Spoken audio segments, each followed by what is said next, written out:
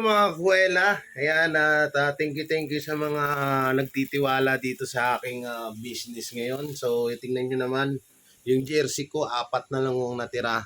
At yung jersey ko na short is wala na. At ito, in order na ho. Yan, binalot-balot ko na. Yan, thank you. Ito na ate Bebs. Yan, salamat, tiwala. Ang dami niya in order. Okay, so worth of yan pinakyaw ang jersey natin na short kasi nga ganda ng quality guys, tsaka mura. Bali umabot po siya ng 5,000, worth 5,000 po yung pinamili niya.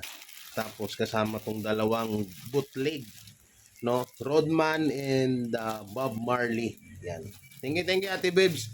Yan, at sa lahat ng mga nakakapanood dyan, sa gusto nyo pong umorder ng mga ano ko yan po, may mga shirt tayo, 6 packet, pang babae meron din po. Yan tinatawag na bootleg. Ito katulad ng suot ko, bootleg po yan. At ito yung clothing. Yan. PM nyo na lang po kung sa mga gusto pong umorder. Yan. Maraming salamat and God bless. Bye bye. Love you all.